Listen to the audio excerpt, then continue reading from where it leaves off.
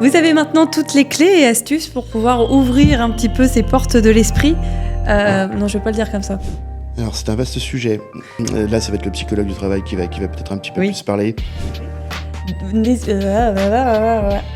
Ah, t'as vu ? À chaque fois.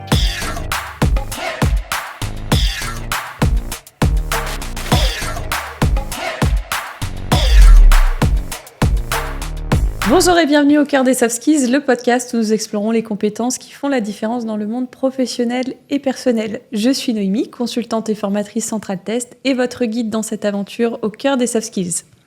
Aujourd'hui, nous allons ouvrir les portes de l'esprit à travers la flexibilité mentale. Pour aborder cette Soft Skills, nous avons avec nous l'honneur d'accueillir Anthony Moulin, psychologue du travail et des organisations, responsable du cabinet Méthode et podcasteur de la Tribu du Sens, qui aborde donc toutes les questions de sens au travail, le sens de la vie, la psychologie du changement. Bonjour Anthony, merci d'être avec nous. Bonjour Noémie. Je vais te laisser te présenter à nos auditeurs et spectateurs. Écoute, merci à toi de cette invitation, de cette belle invitation et de cette expérience que nous partageons. Écoute, oui, comme tu le dis, je suis professionnellement psychologue du travail depuis quelques années déjà et aujourd'hui responsable du cabinet Méthode, qui est un centre de bilan de compétences à Lyon. Okay. On accompagne donc des personnes en transition. On aura l'occasion d'y revenir certainement, parce que c'est très en lien avec notre sujet de podcast qui est la flexibilité mentale. Donc ravi d'être avec toi et de partager ce temps. Alors pour démarrer, qu'est-ce que c'est que la flexibilité mentale selon toi, Anthony ? Alors la flexibilité mentale, quel vaste sujet déjà pour commencer. Difficile de tout dire sur ce thème, mais pour le circonscrire un peu plus clairement, on peut définir la flexibilité mentale de façon assez pragmatique, comme notre capacité à pouvoir envisager de multiples solutions face à une même situation. Donc ça renvoie à l'idée qu'on peut faire appel à notre capacité créative, à changer de regard, de perspective sur une même situation, et envisager donc de multiples solutions plutôt que de rester fixé. L'inverse d'ailleurs de la flexibilité pouvant être la fixité mentale, si on regardait l'opposé. Donc il y a vraiment cette idée de rester ouvert et d'envisager des différentes solutions, différentes perspectives face à une même situation. Donc on pourrait parler de souplesse mentale aussi, quelque part. D'accord. Ou d'agilité, par exemple, ce serait très proche, quoi. Est-ce que tu as une image, un mot pour pouvoir définir cette compétence ? Alors une image ou un mot, laquelle choisir ? Il peut y en avoir plusieurs.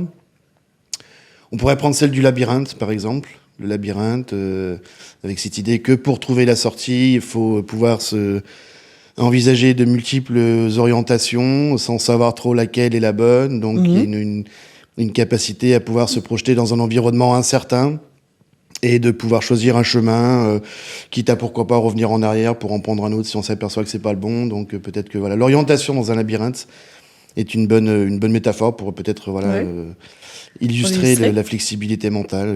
Il peut y en avoir d'autres aussi. Je pensais à un arbre aussi, tu vois, par exemple, cette image de l'arbre très, très ancrée, qui nous procure une stabilité, mais qui en même temps, de par ses branches, s'adapte à l'environnement, aux intempéries, qui peut donc être très souple, très ancré, très stable et très souple en même temps, quoi. Ouais. Donc il y a cette capacité, vraiment être en lecture de l'environnement et de pouvoir s'y adapter. Donc la flexibilité, c'est aussi une capacité à s'adapter à l'environnement quelque part. Alors selon toi, Anthony, est-ce que c'est une compétence qui est importante à développer aujourd'hui dans le monde notamment professionnel ? Alors c'est non seulement une compétence importante, j'ai presque envie de dire que c'est une compétence centrale, qui peut-être chapeaute un peu toutes les autres quelque part, qui est un peu transversale finalement. Parce que la flexibilité mentale fait partie un peu de... les neurosciences l'abordent, de ces trois grandes fonctions exécutives. On a la mémoire de travail, cette capacité à pouvoir traiter de l'information à court terme. On a ce qu'on appelle le contrôle de l'inhibition, c'est notre capacité à pouvoir changer de façon de faire, de comportement, et donc d'arrêter de faire ce que l'on fait pour faire autre chose, ce qu'on appelle le contrôle de l'inhibition, donc aussi à gérer nos émotions, nos impulsions. Et la troisième fonction exécutive, donc, c'est la flexibilité mentale, qui est, je pense, vraiment une fonction centrale, puisque finalement, elle nous permet de nous adapter à l'environnement. Donc c'est quelque part anthropologiquement parlant, le propre de l'homme de s'adapter pour survivre et pour avancer, faire des choix, prendre des décisions, planifier, envisager de multiples possibilités. Donc c'est un peu une fonction transversale quelque part, la flexibilité, oui. D'accord. Et justement, quand tu évoques ces compétences sous-jacentes, quelles sont les compétences notamment émotionnelles, comportementales, qui vont permettre d'être plus flexible, de pouvoir aborder le changement avec plus d'aisance, par exemple ? Alors, quelles compétences sous-jacentes? Il y en a plusieurs, à vrai dire. Peut-être la première qui me vient à l'esprit serait l'empathie. L'empathie comme capacité de compréhension de ce que l'autre vit psychologiquement, donc savoir se mettre à la place de l'autre. Et il faut être quelque part flexible dans la mesure où il faut non seulement comprendre ce que l'on vit dans la relation à l'autre, mais comprendre ce que l'autre aussi vit en termes de pensée, en termes d'émotion. Donc cette capacité de comprendre l'autre et d'entendre ce qui se passe en lui quand on est dans la relation avec cette personne demande une certaine flexibilité. Donc ça demande de se décentrer pour savoir se mettre à la place de l'autre. Donc quelque part l'empathie, qui est aussi une soft skills d'ailleurs, est peut-être une compétence sous-jacente, en tout cas très reliée à la flexibilité. On pourrait aussi aborder une compétence sous-jacente comme la créativité par exemple, la capacité à pouvoir innover, imaginer de nouvelles possibilités. Ouais. Donc ça demande mentalement d'opérer des opérations, des articulations entre des idées qui a priori n'auraient pas de lien, créer des liens. La pensée par analogie aussi pourrait faire partie de la flexibilité. Qu'est-ce que c'est ? La pensée par analogie, c'est quand tu prends, tu compares simplement une situation A avec une situation B, qui a priori n'ont aucun lien entre elles, et pour lesquelles tu trouves quand même un lien de correspondance qui a priori n'est pas d'emblée évident, mais qui te permet perceptible, mais qui te permet de faire un lien. Et cette pensée par analogie, ça peut être d'ailleurs un bon moyen d'entraînement pour cultiver la flexibilité, nous permet de faire des liens complètement fortuits sur des situations qui a priori n'ont aucune cohérence ou concordance, alors qu'on peut en trouver une. Et des exemples comme ça sont nombreux. On peut imaginer Freud, restons dans la psychologie. Quand Freud crée son modèle psychanalytique, il formalise par exemple les topiques, les différentes instances psychiques, le moi, le surmoi, le ça. Je ne sais plus quel ouvrage parle de cette pensée par analogie de Freud. Il va chercher ce modèle, non pas dans la psychologie au départ, mais dans la physique et même dans la mécanique des fluides. Quand il regarde un liquide transvasé d'un récipient à l'autre, ça lui a quelque part, par analogie, par comparaison, donné l'idée de modéliser les topiques psychiques par ce biais-là, quelque part. Oui. Donc penser par analogie nous permet de faire des liens complètement a priori incohérents, mais qui pour autant nous permettent d'imaginer quelque chose qui fait sens entre deux situations, deux objets, deux pensées. La pensée par analogie nous rend aussi très créatifs, puisqu'on fait un lien entre une pensée et une autre, une image ou une autre, une émotion ou une autre. Enfin, tout est reliable potentiellement par association d'idées, et donc avec une pensée de type analogique. Alors, dans quel contexte cette compétence va-t-elle être la plus intéressante, la plus importante selon toi ? Alors, elle peut être importante dans beaucoup de contextes. J'ai presque envie de dire que notre vie quotidienne est imprégnée en permanence de cette flexibilité. On passe notre temps à être flexible, finalement, pour des petites choses du quotidien, dès notre réveil jusqu'à l'organisation même de notre journée. Aller faire les courses, par exemple, se déplacer, prendre un transport. On est sans cesse, en fait, en train de s'adapter pour réviser un peu ce qui était prévu. Donc, toute situation se prête à ça, entre ce qu'on a prévu et ce qui se passe réellement. Il y a toujours un écart. Oui. Et quelque part, ça nous demande d'être flexible, puisque on se doit de s'adapter à cet environnement qui nous apporte des informations qu'on n'avait pas prévues et qui nécessite de s'adapter malgré tout. Donc, on le retrouve dans le quotidien et énormément de fait dans le monde du travail, puisque le monde du travail est sujet à des évolutions, à des changements d'organisation, à des imprévus, des sollicitations, toute une série d'empêchements, comme on dit en psychologie, de contraintes environnementales liées à l'organisation même du travail qui nous demandent de changer, de s'adapter et donc d'évoluer dans cet environnement. Donc il faut accepter en quelque sorte les changements dans cet environnement. Donc la flexibilité est un bon moyen de s'adapter, de gérer son stress. Il y a un lien direct entre flexibilité et gestion du stress, par exemple. Ouais. Est-ce qu'il y a un lien aussi avec la façon dont on va réagir face à l'échec, selon toi ? Alors complètement. Alors, j'aime pas trop le terme échec qui peut avoir une connotation plutôt négative, mais j'entends ce que tu veux dire derrière ce mot-là. Je parlerai plutôt d'expérience.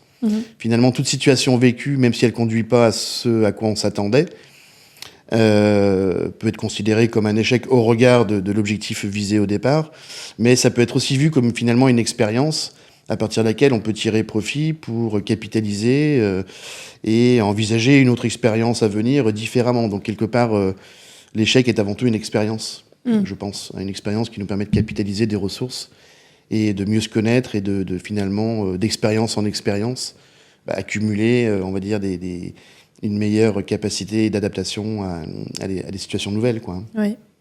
Alors, on peut aussi imaginer qu'être trop flexible, si je peux le dire comme ça, c'est potentiellement se laisser influencer par les autres, les choix des autres, les points de vue des autres, ne pas rester peut-être fidèle à ses convictions, être dans l'acceptation systématique.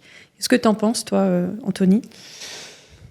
Alors, est-ce que trop de flexibilité tue la flexibilité ? Voilà. Je le retraduis comme ça avec mes mots. C'est ça. Écoute, oui, j'ai envie de dire effectivement, la flexibilité est un moyen justement de nous permettre à savoir nous positionner, à prendre des bonnes décisions quand on pressent ou quand on perçoit ou analyse que les choix de comportement ou d'action qu'on a prévus ne sont pas les bons. Donc parfois, ça peut être intéressant aussi de savoir dire non. Oui. De savoir dire non à une situation, de dire non à quelqu'un. On évoque souvent cette idée de savoir dire non à quelqu'un qui nous sollicite, mais ça peut être aussi important pour nous d'identifier que c'est pas forcément la bonne option, la bonne action adaptée, malgré ce qu'on est prévu, pour faire face à la situation. Donc oui, il faut savoir aussi... il faut aussi savoir dire non pour s'adapter. La flexibilité nous permet de... C'est vraiment une question de choix en conscience de ce qui est OK ou pas OK dans la situation. Par rapport à ce qu'on a prévu, et il se peut que parfois ça peut être opportun en temps réel de changer les options pour s'adapter à la situation, quoi. Donc il y a une question de conscience vraiment en temps réel de ce que l'on fait pour se réadapter et se réajuster aux contraintes de la situation qui étaient complètement imprévisibles, quoi. Donc, oui. Alors si je vais complètement sur l'opposé, que je parle de rigidité, le fait de rester assez fidèle à ses convictions et peut-être de manquer de flexibilité, en quoi ça peut nous desservir ? Alors, c'est vrai que les convictions, c'est important d'avoir des convictions, effectivement, ça nous permet quand même d'avancer, parce que des convictions peuvent être aussi des principes de vie, de choses qu'on estime et value comme étant importants pour nous dans la vie pour faire des choix. Mais il est vrai que des convictions peuvent être aussi vues comme des erreurs de raisonnement, ce qu'on pourrait appeler plus classiquement des biais cognitifs.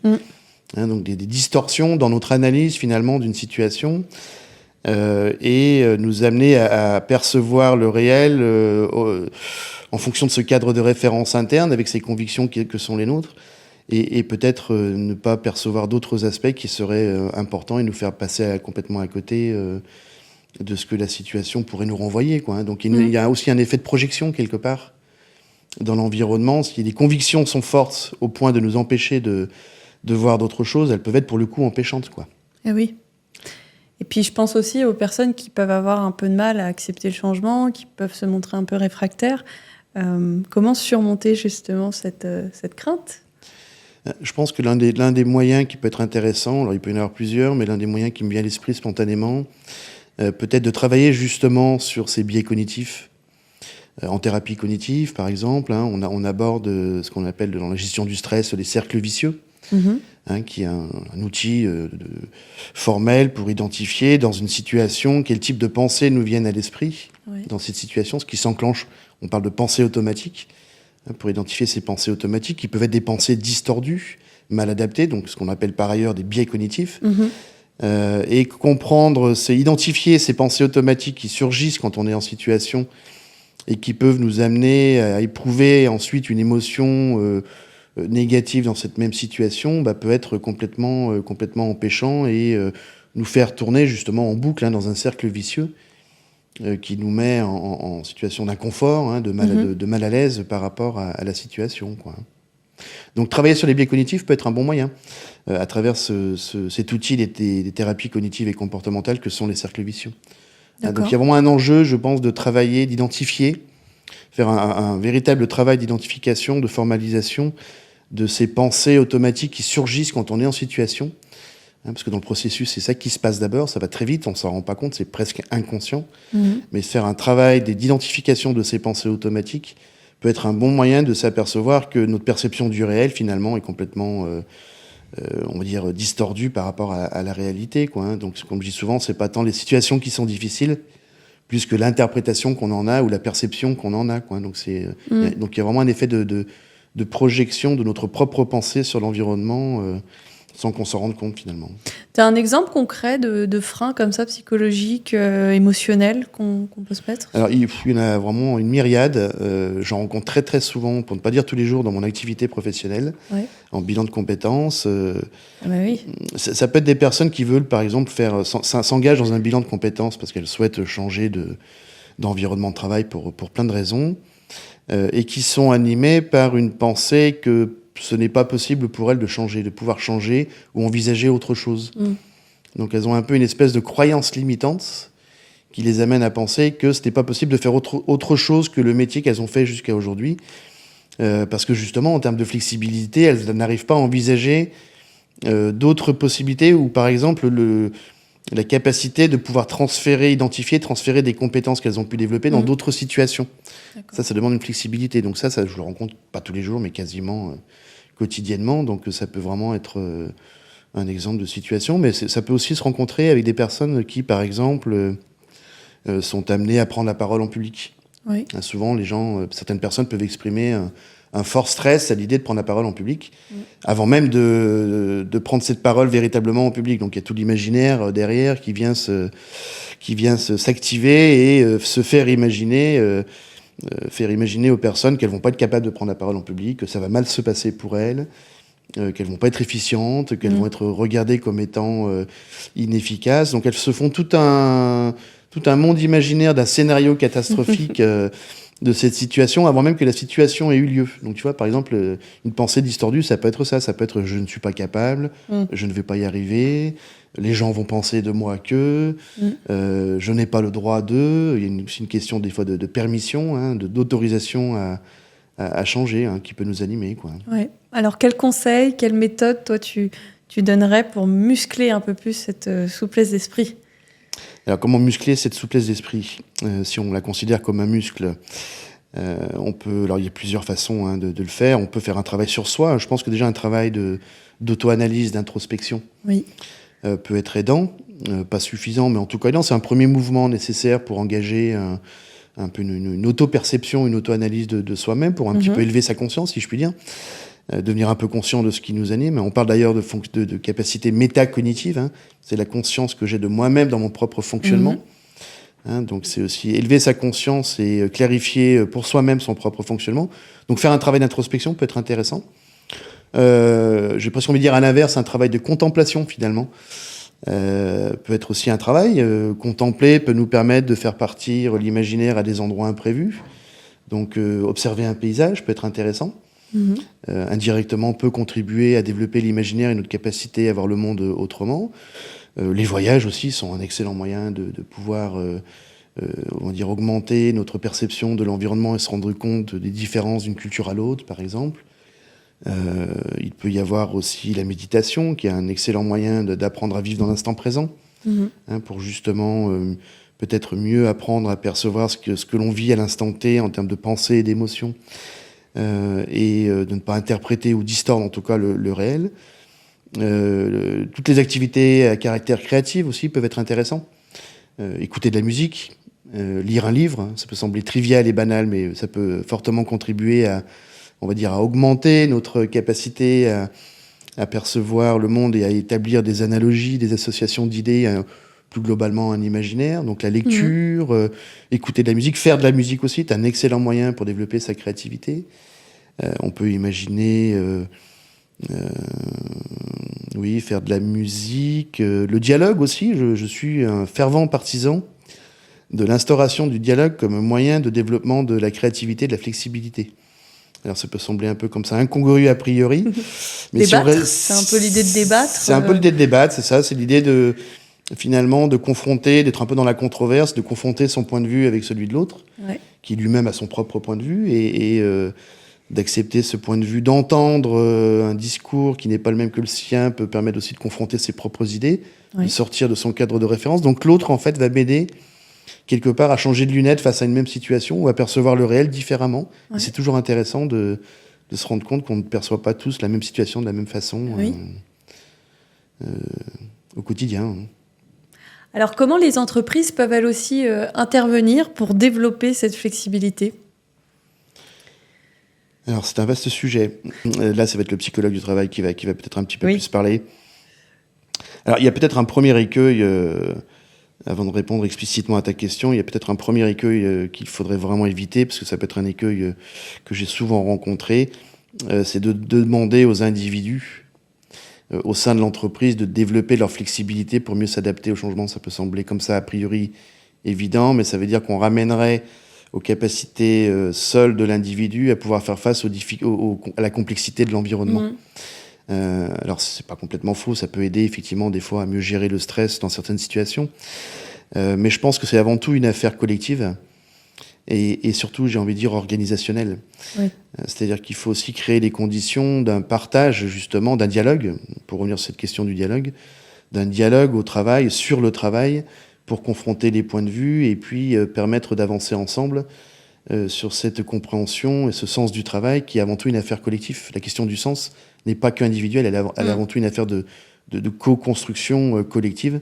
Et c'est parce que je confronte mon point de vue sur une situation, sur une tâche, avec mes collègues, que je peux augmenter ma compréhension de cette tâche et l'aider lui-même à comprendre mieux cette tâche-là. Donc on avance ensemble dans la compréhension de cette tâche et donc dans son évolution et sa transformation. Et puis un niveau aussi organisationnel, on va dire managérial, qui fait que ça peut être intéressant aussi de penser la façon dont est structurée l'organisation même du travail, puisqu'on sait que ça va forcément influencer, avoir un effet en cascade sur le mode d'organisation, de management, de gestion des tâches, d'affectation des tâches, d'organisation des équipes.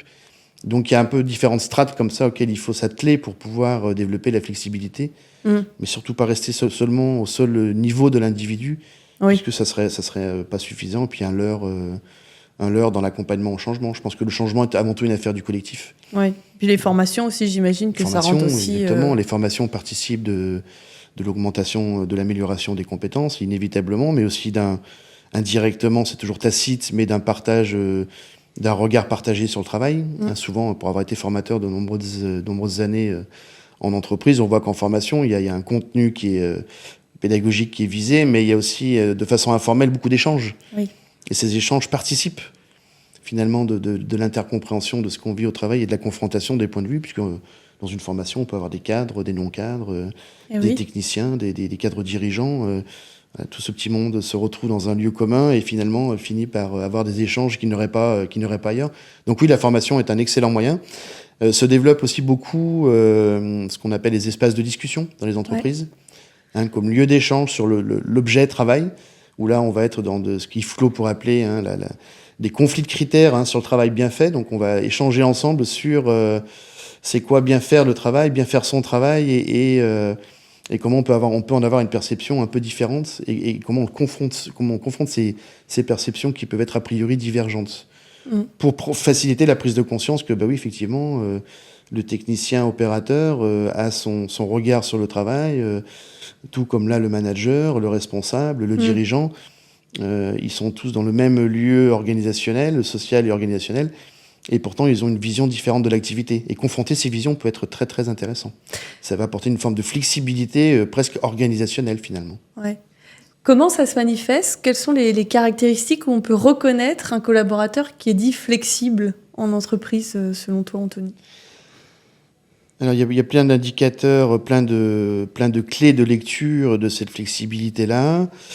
Il peut y avoir la flexibilité, par exemple, dans la conduite de projet, dans le rapport au temps, dans l'acceptation, le niveau d'acceptation d'un changement organisationnel dans la conduite d'un projet. On s'était fixé un objectif avec des échéances, finalement, pour plein de raisons et contraintes environnementales, on va changer cette organisation. Donc, comment le collaborateur ou la personne va s'adapter à ce changement ? Va-t-elle accepter ce changement par rapport à ce qui était prévu ?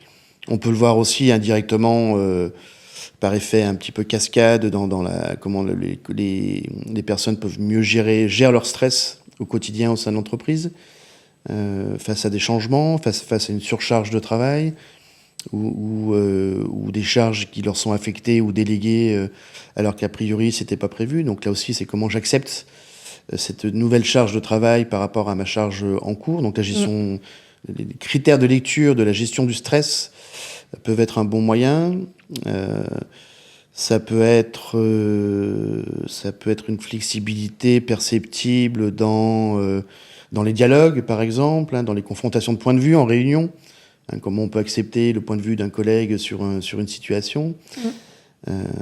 Ça peut être aussi la créativité au sein de l'entreprise, comment une personne peut apporter un regard nouveau sur une situation de travail, par exemple. Penser, se dire qu'on avait prévu de faire comme ça, mais que peut-être, si on avait un regard un peu disruptif, on pourrait peut-être envisager tel autre type d'action. Donc ça peut être aussi une clé de lecture de la flexibilité. En fait, c'est toutes les actions, les pensées qui sont perceptibles à travers ce que les personnes peuvent proposer, être capables d'accepter et proposer d'autres par rapport à ce qui était prévu initialement, quoi.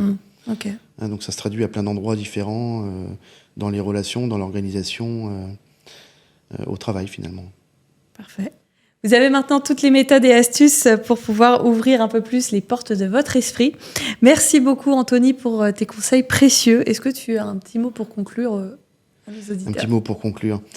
Mais écoute, j'ai peut-être envie de mettre l'accent sur le fait que la flexibilité n'est pas quelque chose de magique et que tout le monde finalement a cette capacité à pouvoir développer cette flexibilité. Donc c'est pas seulement, comment dirais-je, un privilège que d'avoir cette capacité de flexibilité. C'est pas quelque chose d'inné, c'est quelque chose qui s'acquiert et qui fait le fruit d'un travail et qui est lié à l'expérience et que si on l'échange et on le partage avec d'autres personnes, cette flexibilité pourrait hautement s'étoffer et s'améliorer. Donc le rapport aux autres me semble être un levier qu'il ne faudrait pas négliger pour finalement développer cette flexibilité.